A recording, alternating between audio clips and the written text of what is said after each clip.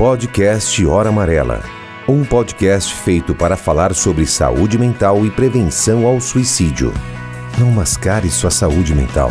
Procure ajuda. Hora Amarela. Realização Agência Marsala e Caboing FM. Patrocínio Grupo Imper, TOTUS, Ultra X e J Silva Painéis. Você não está sozinho. O podcast Hora Amarela começou. Vamos conversar? Olá pessoal, eu sou a Loli Scaff, sejam bem-vindos ao podcast Hora Amarela. Tá começando agora o nosso terceiro episódio, onde a gente vem falando um pouco sobre a saúde mental dos jovens, principalmente na pandemia. E hoje quem tá aqui comigo e vai falar um pouquinho sobre o tema Jovens LGBTQIA+, e o sofrimento psíquico é a psicóloga Ana Carolina Ferreira. Ela atua na área social desde 2011, atualmente trabalha no CRAS, na Secretaria de Assistência e Clínica Particular.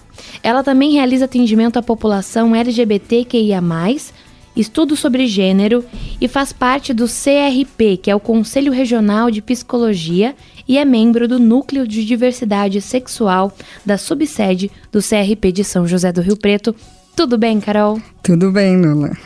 Muito prazer receber você aqui no Hora Amarela para a gente falar desse assunto que também é muito importante, né? Sim, com certeza. Fiquei muito feliz com o convite, né? Eu acho que o projeto Hora Amarela é um projeto muito interessante. Eu estou nele desde o início, né? Sim. Que é de 2019, onde a gente começou a falar sobre o assunto.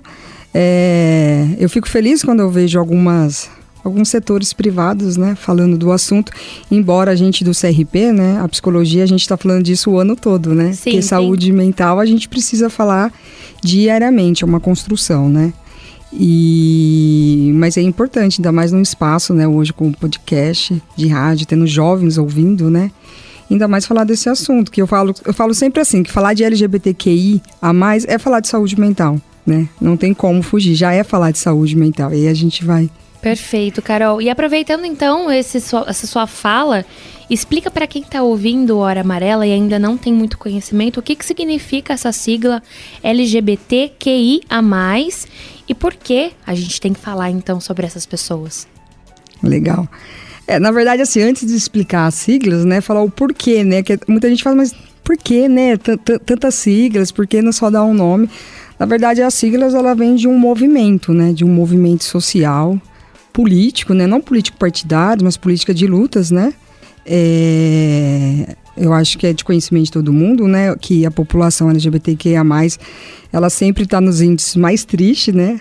Da realidade aí, tanto de violência, discriminação e preconceito. Então esse movimento social, ele começou aí na época da ditadura. Eu acho muito interessante, né? Como o Brasil é. O movimento, ele se organiza, acho que na década de 70, no meio da ditadura. Quando a gente está falando, né, das siglas, a gente vai falar do LGBTQIA+. Existem vários assuntos, na verdade, né? As pessoas acham que quando a gente fala de LGBTQIA+, a gente está falando só da homossexualidade. E, na verdade, não, né? Aqui a gente fala tanto da homossexualidade, que, na verdade, é uma forma, né, da diversidade sexual, né? E a gente fala de orientação, a gente fala de gênero, a gente fala de identidade de gênero, a gente fala de muita coisa, né? Então, quando a gente fala do L, a gente está falando do quê? A gente está falando de mulheres, né, que têm um interesse afetivo e o desejo sexual por outras mulheres. Eu não vou complicar agora, porque eu já ia complicar o assunto. Quando a gente fala do G, a gente está falando de homens gays, né, que têm atração afetiva ou sexual por outros homens. Quando a gente fala do bi, a gente está falando de pessoas, né, que têm atração sexual por homens e mulheres. Né, atração sexual e afetiva. E afetiva, né? Sim. Aí quando a gente chega no T, todo mundo pergunta o que é T, né? Começa a complicar, aí começa né? a complicar na cabeça das pessoas, né?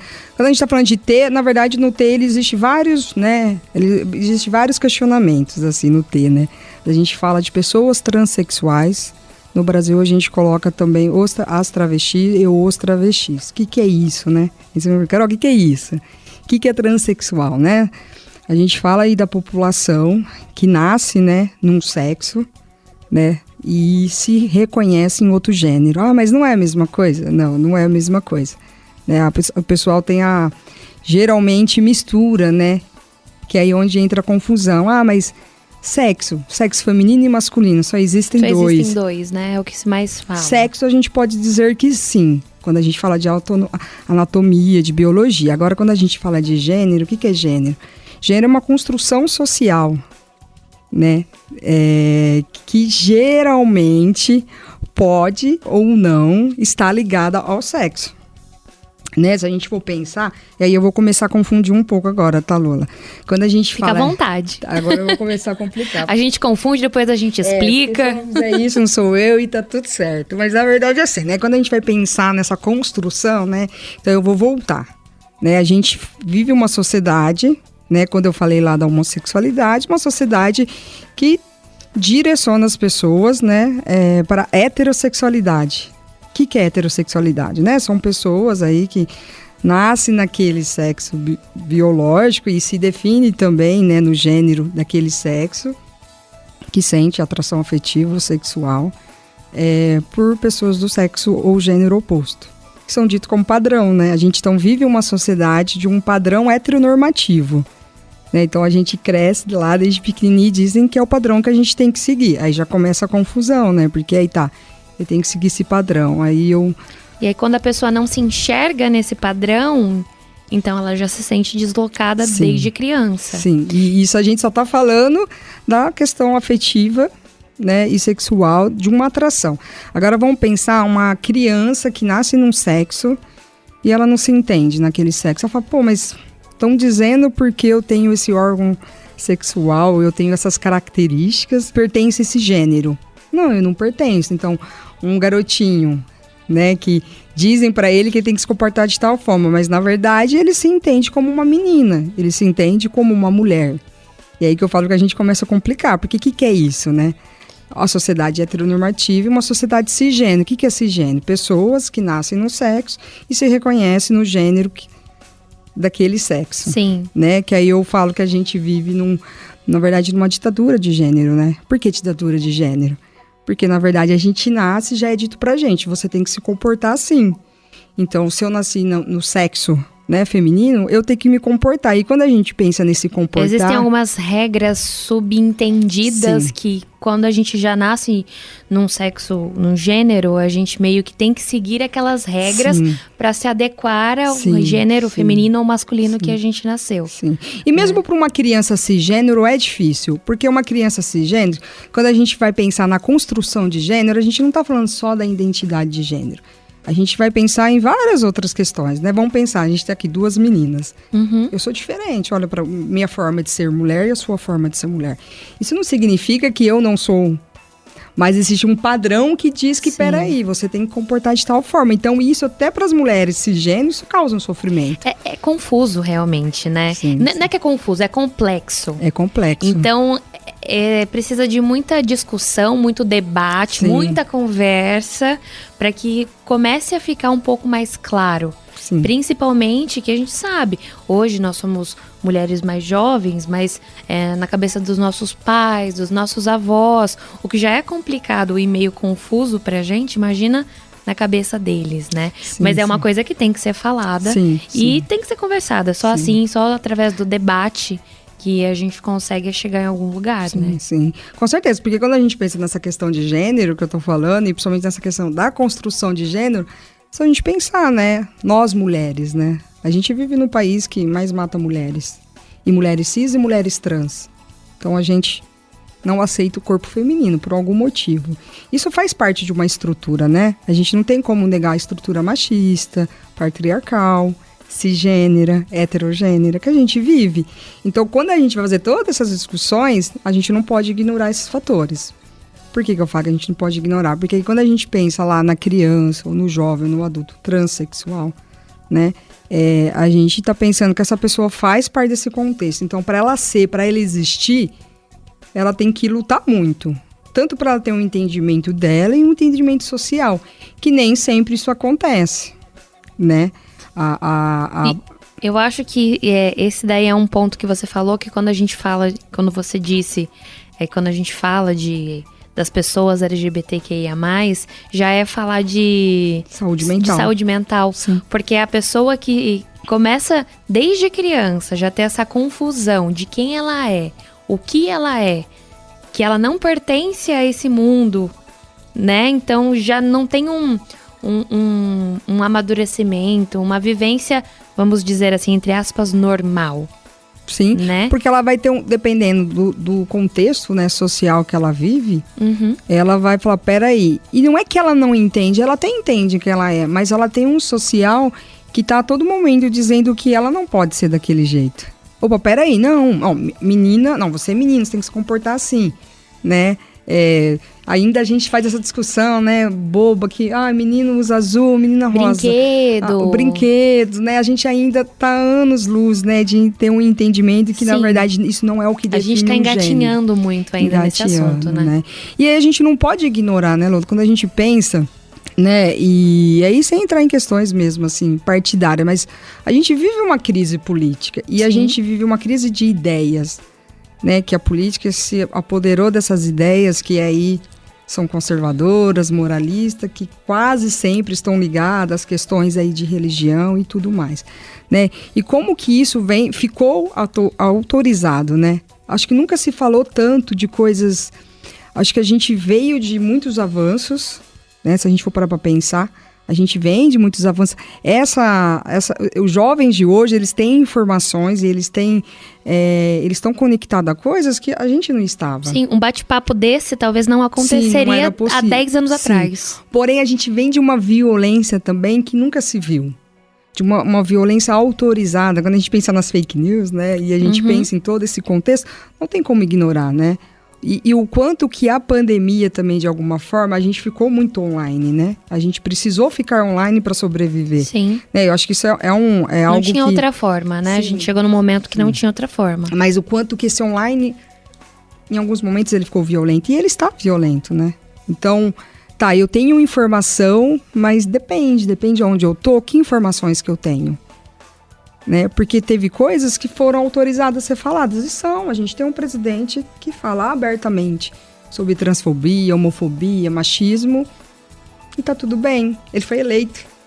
Então, que mensagem é essa que a gente passa, né? Para jovens LGBTQIA+, para adultos? E que eles já têm uma cobrança de si mesmo, sim, da família, sim, e da sociedade. Sim. O que isso interfere no psíquico dessa criança, pré-adolescente, adolescente, sim, e futuro adulto, né? Sim. Interfere da forma mais negativa possível, porque você imagina, eu tô lá na minha construção, eu tô no meu entendimento de quem eu sou, né? E dependendo do convívio que eu tenho, isso é muito tranquilo, porque se eu tô dentro de uma família, que esse assunto, né, é um assunto que não é tabu, se eu vivo com amigos em escola, entende? Que é muitas outras coisas. Ok, eu ainda vou conseguir olhar para aquilo pode até me incomodar, mas eu vou falar, não, peraí, isso aí não me pertence, eu não tô errado. Agora vamos pensar num adolescente, num jovem que vive num contexto de repressão, num contexto onde ele não pode ser ele ou ela, num contexto de preconceito. E aí existe várias formas de preconceito, né? Existe o preconceito por ignorância, por falta de informação, eu sempre digo. Existe o preconceito porque de alguma forma aquele assunto incomoda muito, e a gente ficaria horas falando sobre isso. Sim. Existe o preconceito mesmo, eu não aceito e não aceito.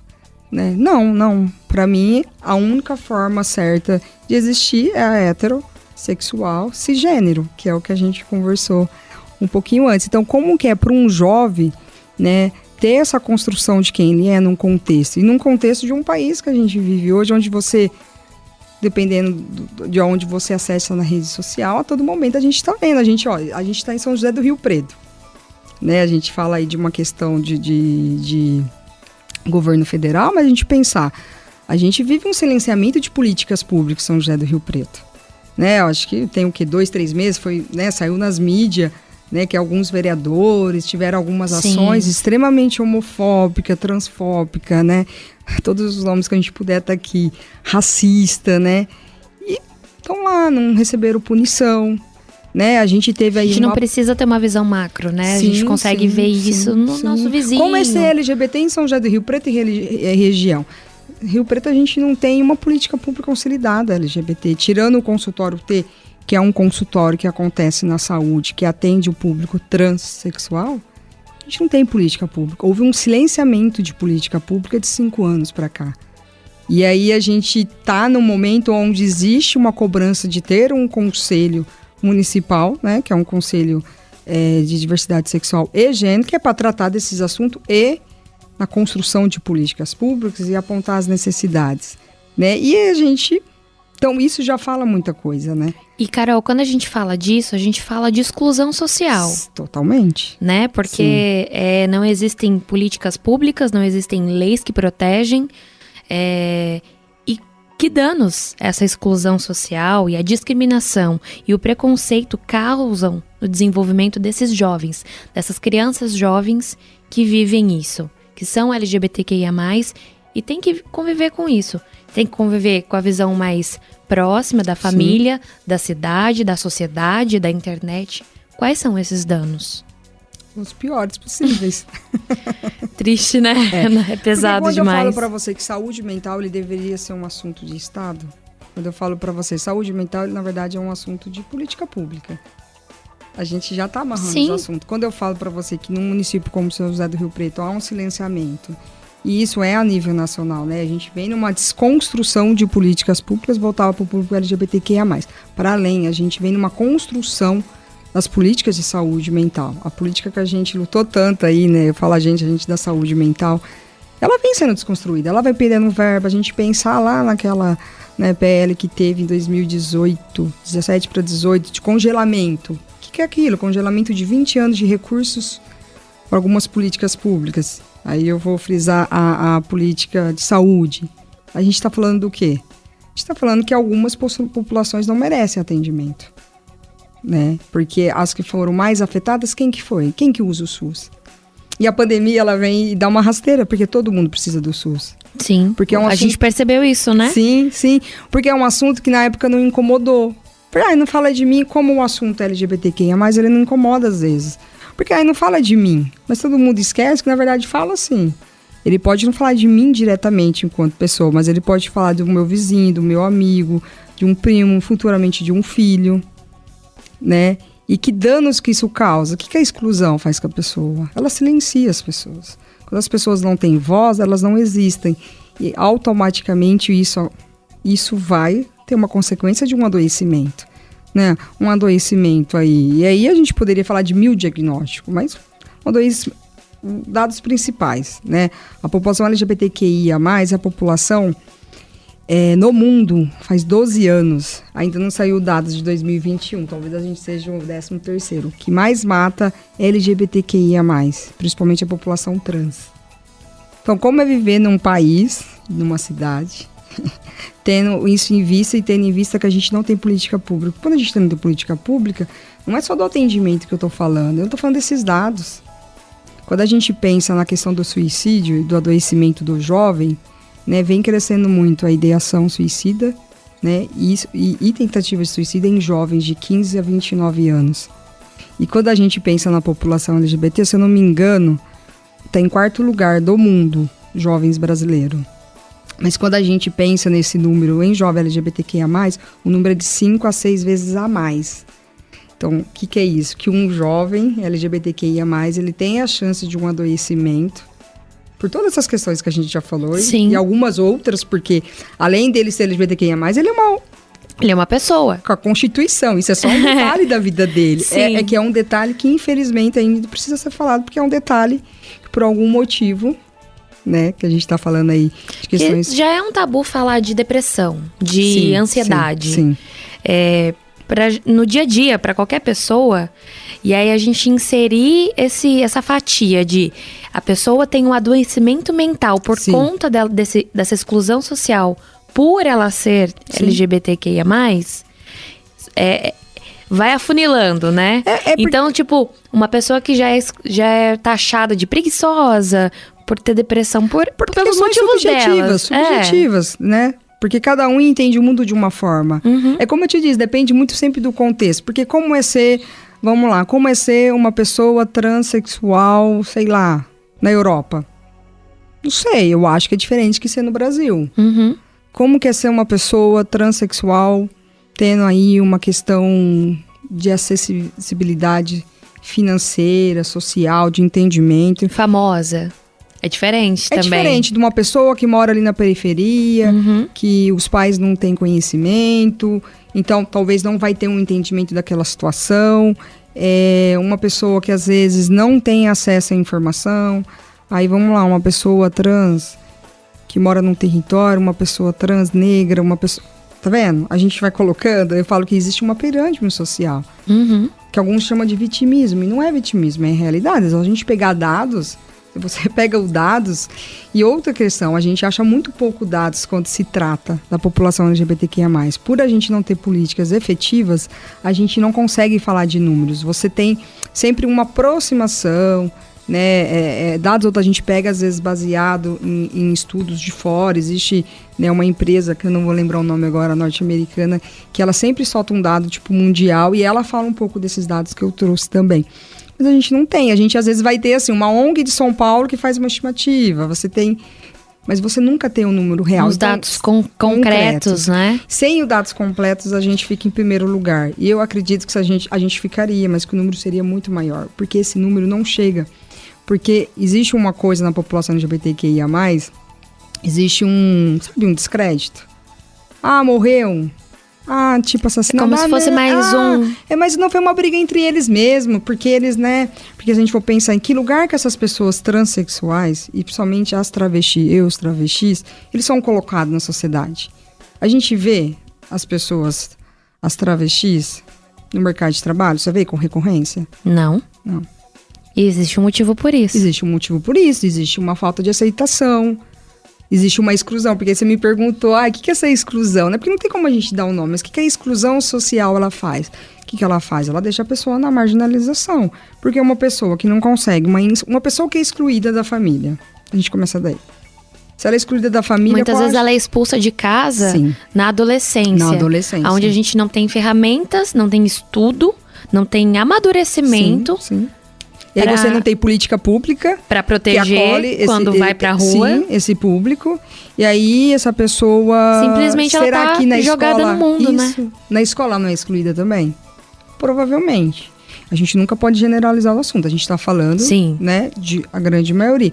Então tá, uma pessoa é excluída do convívio social, familiar, né, do convívio escolar, do direito, porque existe o ECA para garantir direitos para todos, né? E a gente não garante. E aí essa criança, esse adolescente, como ele vai sobreviver? Qual o único lugar que sobra para essa pessoa? É a rua. E a rua oferta várias questões, né? E aí, porque a gente vê muita gente, as pessoas discriminam, porque a gente vai falando das taxas também, quando a gente pensa, né, na população LGBTQIA+. Tem o sofrimento, todo mundo tem sofrimento, existe a violência, mas quando a gente vai indo, aprofundando esse assunto, aí você fala da população trans, você fala da população travesti, é uma população que é exterminada, somente a população travesti. Exterminada, ela é assassinada, ela é excluída, não existe nenhum tipo de política pública. Agora, como é ser um jovem e ter esse entendimento? Óbvio, Carol, a gente está tendo mudanças, a gente está tendo um mercado de trabalho, né? Mas a gente falou da internet, né, do lado ruim da internet, mas querendo ou não, ela também criou comunidades para abraçar essa população, né? Que é, às vezes é onde a pessoa se vê deslocada, encontra uma tribo, uma razão de ser ali dentro da internet também, né? Acho que a internet, ela trouxe voz, né? Hoje eu sigo bastante meninas, né? Trans, enfim, travesti, meninos também, trans. E aí eles criam essa voz através, né? E isso é muito importante, né? Porque é da voz. Porque eu, enquanto psicóloga, eu tenho meu entendimento.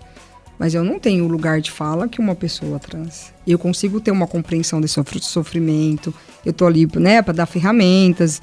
E de alguma forma também eu me coloco nesse lugar de dar voz, mas ninguém mais tem a voz que a própria pessoa. Sim. E hoje a gente vê muito isso, que a rede social... Mas é importante para encorajar, né? Sim. Porque, é claro, não é comparando de forma alguma. Eu sou uma pessoa gorda. Sim. E há anos atrás não tinha esse negócio de plus size, não existia moda para gordo. Sim. E hoje eu consigo me ver nas modelos. Sim. Eu consigo me enxergar dentro da moda. Isso te traz autoestima. Isso me traz autoestima, me traz tipo assim, nossa, eu posso ter aquilo, eu posso me vestir como eu quero, dentro do meu estilo. Isso é muito pequeno perto do que a gente tá falando. Lola, não existe dor pequena. A gente não precisa invalidar a nossa dor para reconhecer a outra. Sim. Porque eu acho que toda dor ela é uma dor. Né? Obviamente que a gente às vezes vai comparar, nossa, porque você talvez não é assassinada, não existe pessoas que são assassinadas por estar acima do peso. Mas você tem uma dor e tá tudo certo. Né? Eu sempre falo que a gente não pode desconsiderar a dor. Não, a dor ela é dor. A subjetividade é a subjetividade. Mas a gente precisa falar e a gente precisa cobrar. Né? E isso que você falou, eu achei muito importante você ter citado. Porque é isso. Como é para um menino adolescente, um menino trans, um menino homossexual gay, né? Tipo, uma menina lésbica, ter influências, né? O influências, a gente tá falando da internet. mas, óbvio, é importante. Tem um papel. A gente da psicologia não pode desmerecer o papel que as redes sociais, elas têm. Porém, a gente tem que ficar atento, porque a rede social, né? A gente pensar agora... Ainda é terra de ninguém, né? É a terra de ninguém. Eu acho que tem 2 meses, eu não sei se vocês chegaram a falar isso, porque eu vi que se falou muito na mídia. Teve um jovem de 16 anos. Do TikTok. Isso. Então, olha que frágil que é isso ao mesmo tempo, né? Sim. Como que isso não impacta também a questão de saúde mental das pessoas? Um jovem tá lá brincando com um amigo, e aí ele demonstra carinho, afeto, e aí, peraí, o tanto de enxurrada. Mas o que me chamou a atenção nesse caso, eu sempre gosto de frisar assim, não é... Além, né, dessa terra de ninguém e das falas preconceituosas, homofóbicas que foram deferidas para o menino, mas é a fragilidade, né? Como ainda é tido como um xingamento. Alguém falar que o outro gay é tido como um xingamento. Como ainda é pesado. Então, provavelmente, é um adolescente que vive num contexto, independente se essa é a orientação dele ou não, mas ele vive num contexto que, ser comparado a uma pessoa homossexual, é ruim. É muito ruim, é pesado o suficiente. Óbvio, né? A gente não pode colocar esse caso, eu tive muito cuidado de falar. Provavelmente ele não cometeu suicídio por essa situação. Provavelmente isso é um a mais. São várias situações, né? Mas foi um caso que repercutiu, e quando repercute é bom que a gente debate, a gente fala. O quanto que é isso? A rede social, ela, ao mesmo tempo que ela traz coisas muito importantes, ela traz muita informação. Eu atendo pessoas na clínicas adolescentes, trans, e eu atendo adultos. Existe uma diferença muito considerável. Eu falo com um adolescente de 13 anos, que tem uma consciência já do que é ser, que aquele adulto ainda talvez não tem. Qual que é a diferença? Provavelmente são as épocas, é o momento, porque esse adolescente, quando ele entra em conhecimento com isso não é tão pesado. Para ele foi natural ele dizer pro pai e pra mãe que, eu acho que eu não concordo com esse corpo. E o pai e a mãe, então vamos entender isso. Vou te procurar ajuda. Olha a diferença. Eu vou te procurar ajuda, procuro um psicólogo, vamos entender isso. Eu queria falar de um assunto polêmico aqui, que é quando a gente já ouviu sobre a cura gay. Nossa. É um assunto polêmico. Não adentrando muito na politicagem, mas eles vieram psicólogos oferecer a cura gay. Sim. E aí, quando a gente fala disso, quando a pessoa se entende como trans, ou como queer, ou como... Enfim... A gente nem terminou a sigla, mas a gente vai terminar. Sim. Ela precisa de acompanhamento psicológico, e isso não significa que o psicólogo vai curá-la disso. Que não tem cura, porque não é uma doença. Mas, Lula, é importante, assim, até eu acho que eu, enquanto psicólogo, enquanto membro do CRP, eu preciso frisar.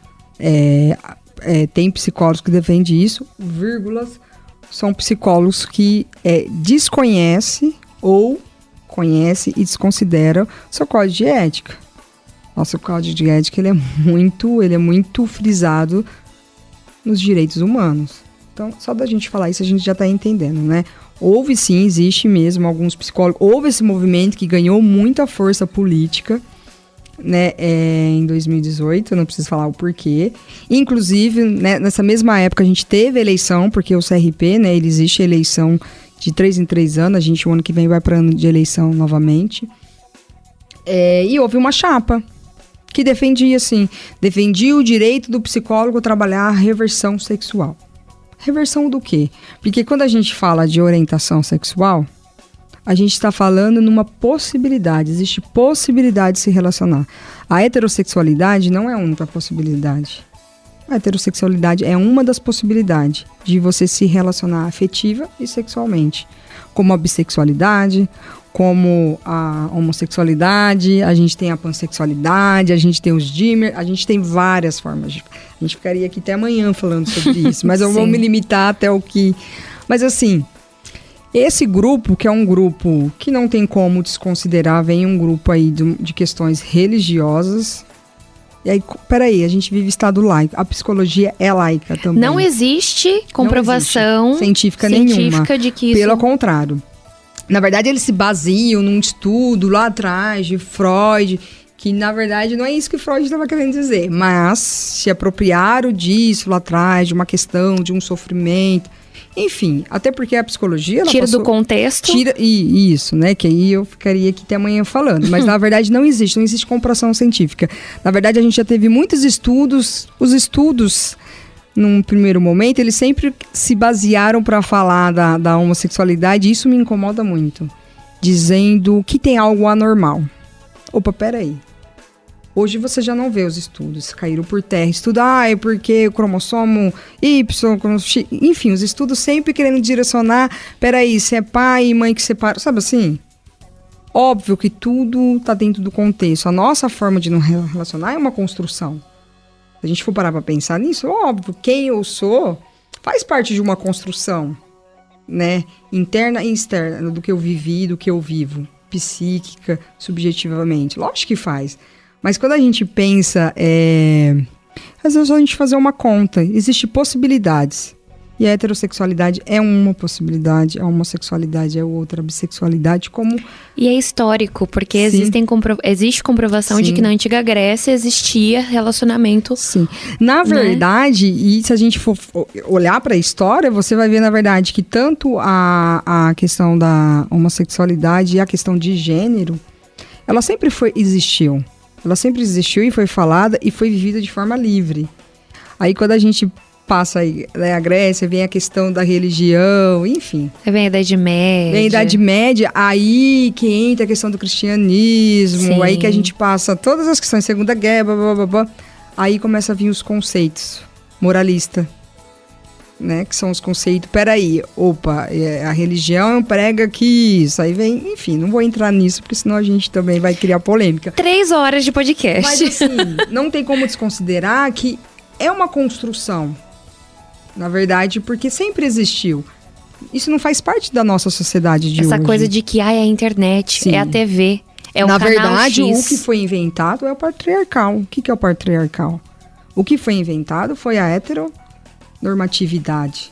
Peraí, existe a única forma correta de se viver é essa. Então, se você foge desse padrão cisgênero, heteronormativo, machista, que é um machismo estrutural que a gente vive, você tá fora da caixa. E isso foi inventado. Né? As outras coisas sempre existiam. E aí a gente começa... Então, na verdade, a gente vem também num momento social, a gente vinha num momento de entendimento. Então, eu falo, sempre quando a história mostra isso, quando a gente tem avanço, a gente tem retrocesso. Então, a gente vem em momentos, e aí, né, a história mostra isso, eu não preciso falar. A gente vem em momentos que... A gente vem de caminhadas. As coisas estavam sendo faladas, sendo entendidas, sendo respeitadas. Não que não existiu preconceito. O preconceito sempre existiu. E há 12 anos a população LGBTQIA+, então, assim, a gente não está falando de um momento.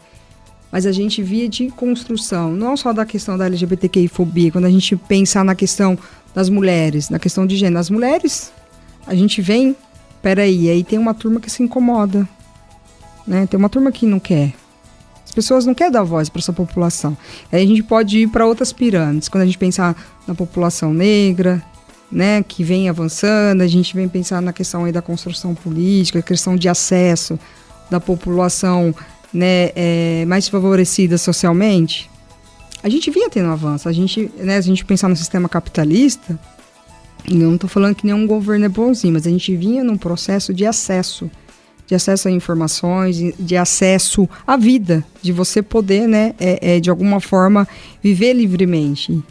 E aí a gente vem nesse retrocesso agora, que peraí, parece... Aí quando você falou da cura gay, E a psicologia, ela é uma ciência, mas que ela tem seres humanos, ela tem pessoas.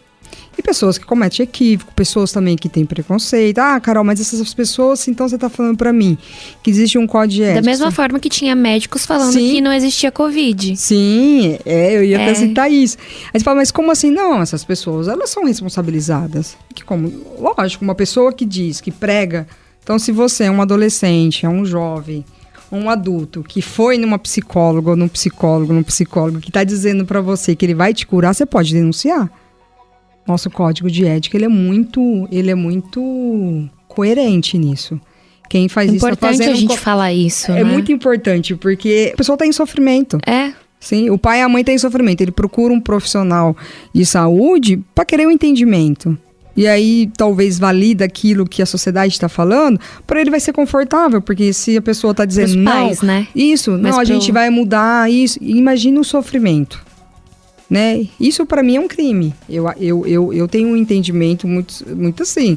Óbvio que a gente tem as leis, a gente tem a forma que essa pessoa vai ser punida. Para mim, um psicólogo que tá ali com uma pessoa trans, com uma pessoa homossexual, né? Uma pessoa que tá em sofrimento psíquico, de entendimento, e ela fala de fazer uma reversão, essa pessoa, para mim, ela tem que perder o CRP e responder criminalmente. Porque isso não existe, assim. Então, fica a dica pra quem tá ouvindo.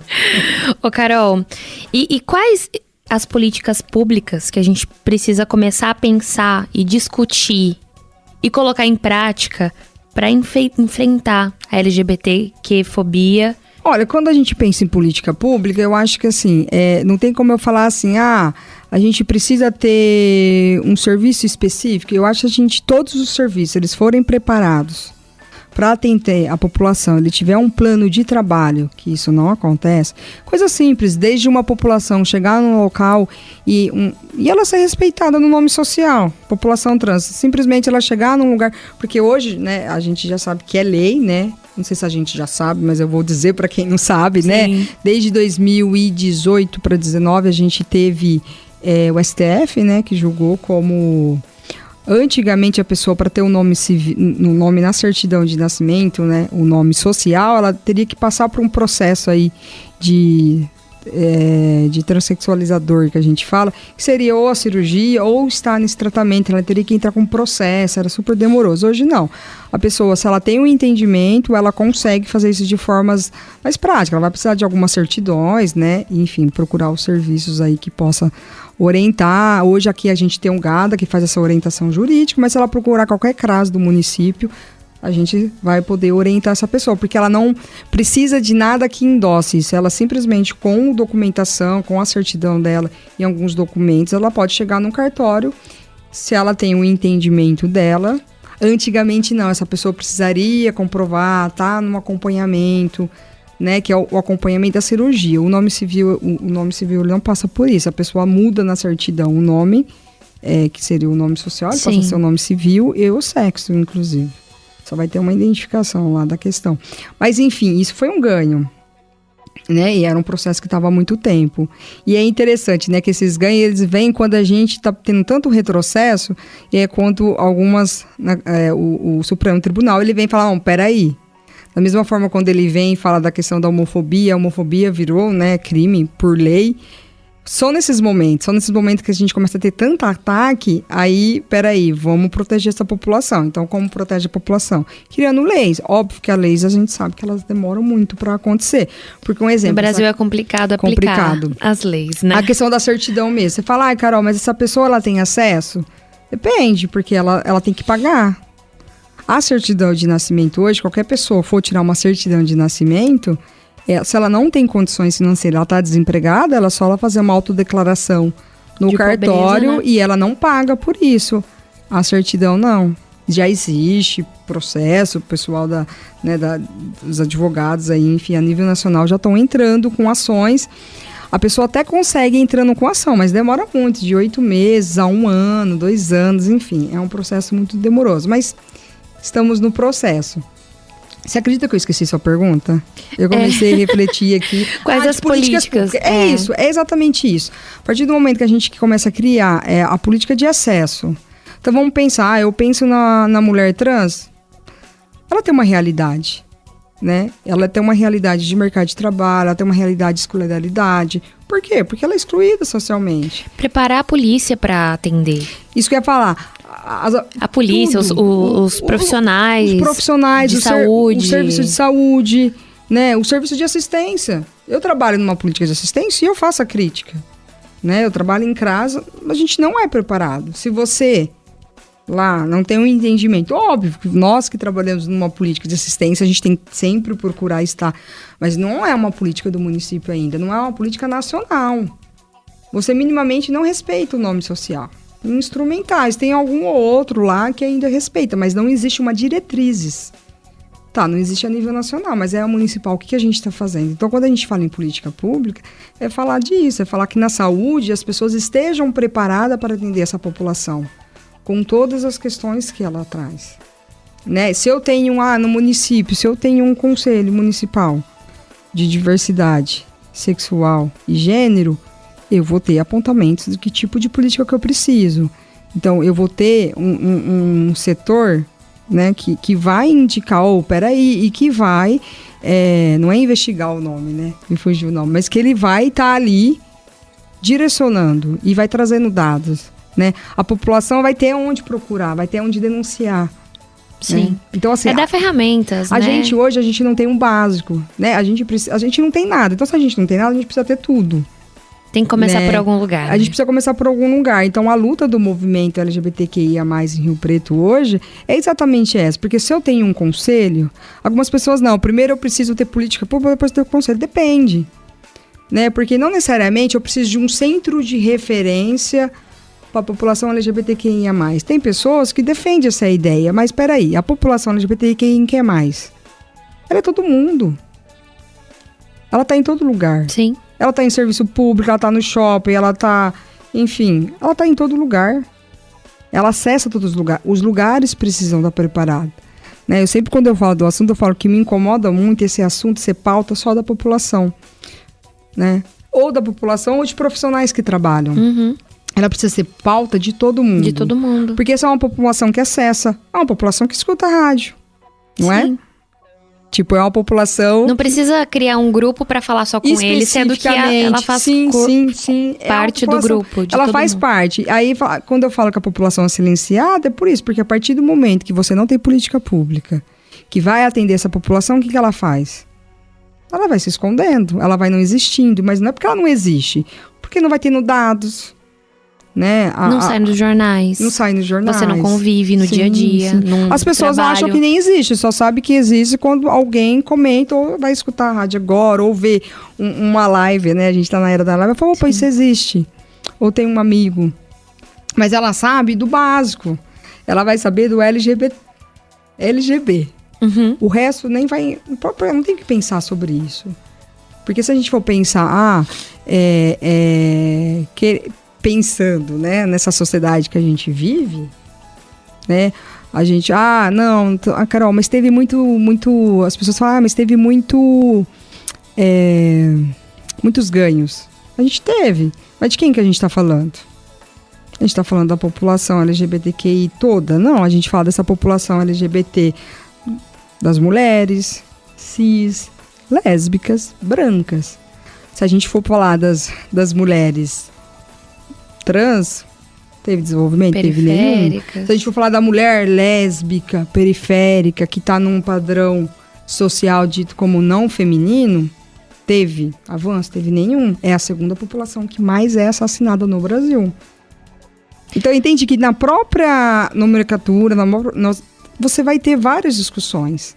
Né? Porque que a siglas, ela é isso, ela é um movimento social para fazer essas provocações mesmo, para brigar por políticas públicas, para o direito mesmo de ter voz, né? Provavelmente um dia eu digo que a gente não vai ter mais esse monte de sigla, pode ser que a gente vai ter um termo, porque todo mundo merece voz. Então a gente fala aqui o mais, um monte de gente me pergunta, Carol, o que é o mais? O mais são as outras possibilidades, né? A gente falou aqui, do L... Que às vezes ainda nem... entre aspas, existem. Porque, como eu falei assim, antes a sigla era só LGBT. E no entendimento, assim, mais superficial, a gente não tinha o conhecimento que existia mais. Sim. Então... É porque, na verdade, quando a gente fala de ter voz, é isso. Porque as pessoas não tinham voz, existiam. Porém, elas não sabiam o que elas podiam falar. Elas não sabiam que ela podia ter não voz. Era de conhecimento geral, né? Quando a gente vem as siglas, ela vem que é esse movimento. É movimento de, de brigar por espaço, né? Tipo, de brigar por isso, por existir, por ter voz, por ter direito à política pública. Que doido, né? É muito doido isso. É né? Triste essa sua fala, brigar por existir. Brigar por existir. Ser um lugar no mundo. Porque a gente for pensar, eu sempre falo, é simples. Ai, Carol, né? Eu fiz uma fala com os adolescentes, eu acho que foi sexta, me perguntou se eu acreditava que poderia ter mudança. E eu achei, tipo, engraçada a pergunta dele. Falei, olha, eu acredito porque eu tô aqui, falando com vocês. E eu tô olhando pra vocês é o futuro. Então, se eu tô aqui conversando com jovens que estão tão interessados no assunto, a gente já tá falando de algo diferente. Porque, já mudou, né? Porque o que muda? Eu acho que o que muda é o conhecimento. O que muda são as relações. O que faz a gente precisa de política pública, a gente precisa de informação, a gente precisa falar de gênero na escola, a gente precisa falar de sexualidade na escola, porque é a informação que acaba com a desinformação. É a informação que a gente vai vencendo o preconceito. Por quê? Se eu entendo que tá tudo bem o outro jeito, quem ele quer ser, quem ele sente que é, eu não vou. Minimamente eu vou respeitar. Eu vou respeitar o outro. Isso eu respeito. É o básico, né? É o básico. Porque a gente fala de coisas básicas. A gente fala, né, a gente vai para olhar qual que é uma dos princípios básicos da Constituição, que todo mundo tem direito à dignidade. O que é dignidade? Dignidade é ter o direito de viver, de comer, de andar livremente, de ser. O que quiser ser. O que quiser ser. E aí você falar, pessoas morrem porque simplesmente querem ter o direito de ser, de existir. É complexo, né, falar disso. Então, falar disso é falar de saúde mental. A gente não precisa nem entrar em grandes detalhes, mas é só falar dos números. E, infelizmente, eu falo sempre assim, eu gostaria de falar que os números são diferentes. Mas a gente precisa falar do número. Enquanto o Brasil não deixar de ser esse lugar, todo mundo que sentar numa cadeira para falar da população LGBTQI+, a gente precisa falar do número. E a gente precisa dizer quem é que tá morrendo. Sim. E aí, o que me chama mais atenção, quando eu enquanto mulher, né? Tipo, quem que morre da população? São as mulheres. São as mulheres cis, no Brasil. A gente pensa no feminicídio. Mas da população são as mulheres trans, os corpos femininos, as formas de ser mulher. Né? Os dados mostram isso. Quem que morre? As mulheres lésbicas. São as mulheres que, por algum motivo, é considerada fora do padrão. São ditas como sapatões. Que hoje as mulheres, né, do movimento pegam isso como um ato político. Nossa, sapatão mesmo. Né? Tem uma galera do movimento que luta para que sapatão seja considerado outro gênero. O direito de eu ser como eu quiser. Eu nasci num corpo feminino, eu não me entendo como homem. Porém, a sociedade não me aceita como mulher. Não aceita meu corpo como mulher. Olha aqui. Que doido. A gente começou esse bate-papo falando que é muito complexo. Sim. E realmente é muito complexo, é muito profundo e precisaria de mais 1000 papos como esse pra gente conseguir, né? Mas já é muito importante a gente estar falando disso aqui agora. Sim, com certeza. Pra gente finalizar, Carol, o que você pode deixar de recado, de uma mensagem pra quem tá ouvindo esse podcast e tá precisando de alguma ajuda, tá precisando conversar? Ô Lola, eu só vou... Pra eu não ser apedrejada, e com razão, vou terminar a sigla. Então termina. Na P. e eu anunciei que eu ia falar de todas, né? Então vamos. Porque a gente vem de teoria queer, né? Que ela vem falar, na verdade, de tudo que a gente falou. A teoria queer, ela fala dessa possibilidade para além da heteronormatividade. Que as pessoas se relacionam para além de uma questão de gênero, né? Que não é o gênero que é me determinado. Eu me relaciono com pessoas, ela é muito além. A teoria queer, ela vem dizer assim, as pessoas estão numa constante construção. Né? Elas vêm em quebra com todos esses padrões que são colocados. De forma muito simples, que ela é muito mais profunda que isso. Quando a gente fala no I, a gente está falando da população intersexo, que são as pessoas que nascem com características biológicas dos dois sexos. Né? Antigamente era dado um nome que eu acho esse nome horrível, que é o hermafrodita, né? Que é um nome que é usado para para a espécie animal, né? Mas ele já foi usado aí na medicina. O intersexo, na verdade, em algum momento, a família que escolhia, né? Então, as características biológicas que predominassem, a família escolhia. Hoje vem respeitando. Por entender que gênero é uma construção, as famílias vêm respeitando a medicina também quando essa pessoa se entende e essa pessoa escolher. Olha que doido, eu não sabia disso. Hoje já existe isso é um grande avanço. Quando a gente fala do A, a gente está falando do assexual, que são pessoas que não têm desejo sexual, só afetivo. Ponto. Pra gente não entrar em muitas questões. E o mais são de todas essas possibilidades que a gente falou, que a gente fala de inúmeras possibilidades. Você me fez uma se eu esqueci de novo. Se você puder deixar uma mensagem para quem está ouvindo esse podcast, que está precisando de ajuda. Sim. Na verdade, eu acho que eu falaria o que a gente estava falando agora mesmo, assim, que eu acho que o Setembro Amarelo ele é uma possibilidade de se falar, mas o sofrimento psíquico ele está aí diariamente. Viver gera adoecimento, né? E aí eu vou falar hoje, especialmente com a população LGBTQIA+, mais que isso, né? Não existe forma de ser errado. Na verdade, o que a gente está vivendo é uma sociedade que está bem... Doente, errada, né? Porque o que minha forma de ser interfere na forma do outro, né? Essa coisa básica, assim. Se a gente começar com uma fala básica, então o que eu diria olha, não existe nada errado em ser quem você é. Isso independente das siglas que eu falei, porque o que eu mais gosto no ser humano é a fluidez, né? As siglas, elas vêm só para direcionar. Isso não significa que se hoje eu tenho uma atração por uma mulher, eu preciso ter a vida inteira. Pode ser que eu vou me relacionar com outras pessoas. A gente só precisa aceitar que a gente é ser humano em constante construção. E a construção, ela existe até quando a gente está respirando. Então a gente só precisa respeitar isso. Porque quando o outro está falando algo, ele está falando dele, do que ele não dá conta. Né? Na grande maioria das vezes, essa pessoa que tem preconceito, que aponta o dedo, ela está falando dela, né? Então, por isso que é importante procurar mesmo uma ajuda, um profissional de saúde mental, um profissional sério, né? Fazer denúncia, assim, se por acaso você for num profissional e, peraí, isso tá esquisito, ele tá falando que eu tô errado. Não, a gente começa daí, não existe forma errada de ser. Existe formas diferentes. E ser diferente... Tá tudo bem. Tá tudo bem, é o barato da vida, né? E é isso. Obrigada, viu, Carol, pela sua presença, pelo bate-papo. Muito obrigada mesmo. Obrigada eu, Lala. E você aí que tá ouvindo o Hora Amarela, esse foi o nosso 3º episódio. Semana que vem tem mais. Continue aí com a gente acompanhando. Podcast Hora Amarela. Um podcast feito para falar sobre saúde mental e prevenção ao suicídio. Realização Agência Marsala e Caboing FM. Patrocínio Grupo Imper, TOTUS, Ultra X e J Silva Painéis.